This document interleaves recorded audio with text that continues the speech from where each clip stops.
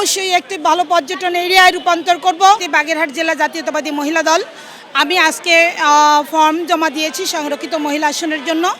আমি শতভাগ আশাবাদী, কারণ আমি এই 17 বছর রাজপথে ছিলাম। আমার রাজনৈতিক বয়সই 35 বছর, কিন্তু এই 17 বছর এই দলের সংকটময় মুহূর্তে আমি দলের সাথে ছিলাম। দলের যত রকম প্রোগ্রাম আছে আমি সমস্ত প্রোগ্রামে অংশগ্রহণ করেছি। আমি রাজপথে আন্দোলন করেছি, বিক্ষোভ করেছি, হরতাল করেছি, অবরোধ করেছি, মানববন্ধন করেছি।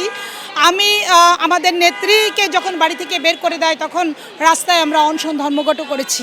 তো আমি রাস্তায় থেকে আন্দোলন করার কারণেই আমি মনে করি আমার দল বিবেচনা করবে যে যারা রাজপথে ছিল, যারা ত্যাগী, অবশ্যই তাদেরকে মূল্যায়ন করবে, এটা আমি প্রত্যাশা করি এবং সেই প্রত্যাশার জন্যই আমি আশাবাদী।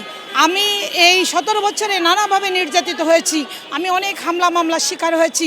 এমনকি আমার বাড়ির সামনে 5টা তারকাটা দিয়ে বেড়া দিয়ে দিয়েছে, আমার বাড়ির সামনে আওয়ামী লীগের অফিস বানিয়েছে যে আমি যাতে আমার বাড়ির মধ্যে একটা মানুষ ঢুকলে তাকে ধরে মেরেছে, আমার একটা স্টাফ যদি বাসা থেকে বেরোয়ছে তাকে ধরে মেরেছে। অনেক নির্যাতন আমি সহ্য করেছি, রাজপথে আমাকে রক্তাক্ত করেছে।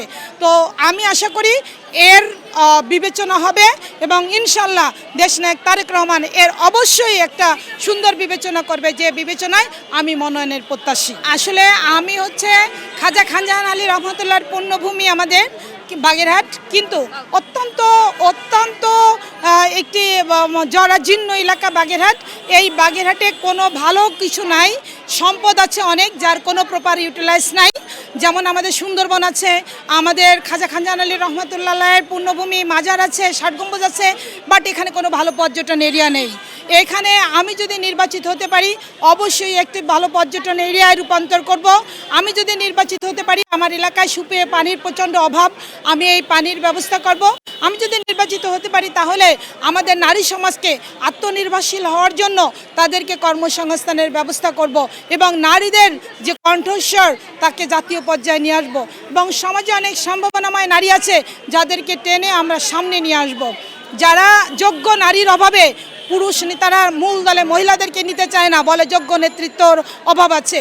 তো এই নারীদেরকে আমি যোগ্য নেতৃত্ব হিসেবে গড়ে তুলে আমি মূল দলে নারীদের সক্রিয় অংশগ্রহণ করার ব্যবস্থা করব। আমি যদি নির্বাচিত হতে পারি, আমার অঞ্চলে মেয়েদের বলিষ্ঠ কণ্ঠস্বর এবং বাংলাদেশকে এগিয়ে নিয়ে যেতে গেলে অর্ধেকেরও বেশি নারী সংখ্যা, যেখানে এই নারীদেরকে না নিয়ে কোনো জাতি সামনে যেতে পারে না। তো এই নারীদেরকে নিয়ে যাওয়ার চেষ্টা করব বাগেরহাটের পক্ষ থেকে।